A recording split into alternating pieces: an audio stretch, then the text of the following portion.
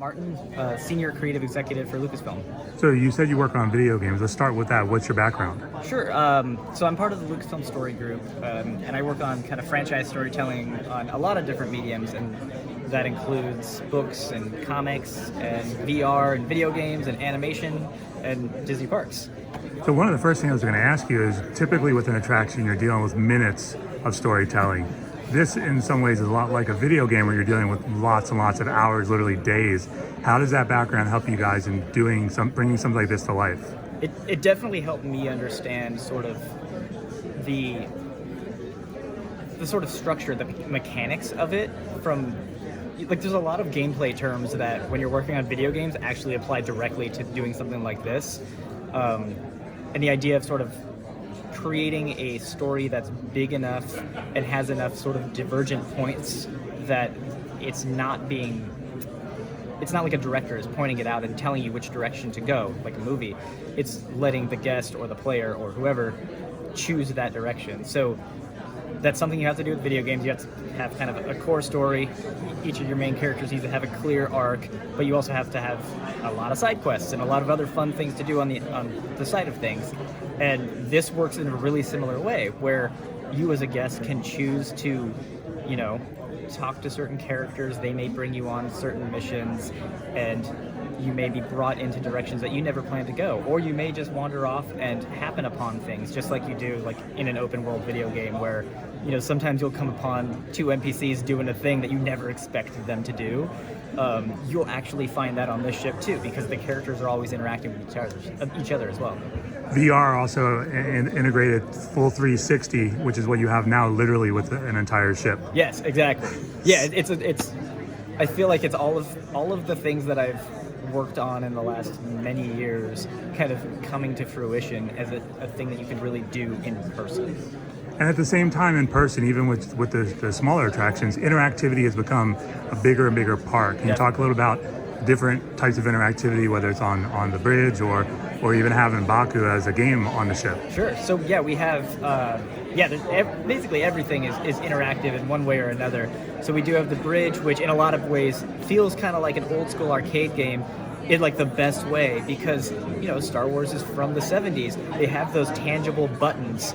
So what you're doing really is playing a huge full-scale video game using very 70s style buttons, and it really feels like you're standing at like the best arcade cabinet you could imagine.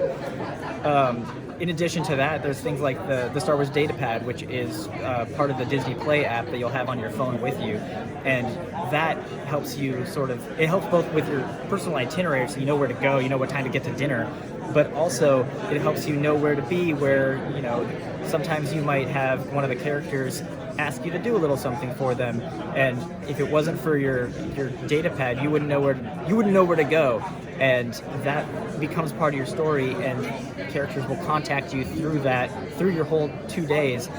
And between your interactions there, your interactions at things like the bridge, and what you do in the datapad where you're replying to people, it sort of dictates what your story is going to end up. And you guys also have in the Sublight Lounge an actual game, 4-player multiplayer game. Yeah, no, totally. We also have Sabacc, which is, probably, it's got to be the most iconic Star Wars game other than maybe HoloChess. But we have a holographic Sabacc table, which uses a new set of rules. Sabacc, it's just like poker, where there's a lot of different variants. And this one is kind of a little bit easier to jump into, so you can just sit right down at the holo table and you'll figure it out pretty quick. And I've witnessed some kids jumping in there and becoming real card sharks. And in addition to that, if you prefer real cards, while you're there, you can actually ask one of the crew members, and they'll give you some cards. They'll even teach you how to play the game, and you can just play it at one of the other booths within the Sublight Lounge, so while you're getting your drinks or whatever. The other piece of technology you guys are really pushing is AI. Can you talk a little about that element?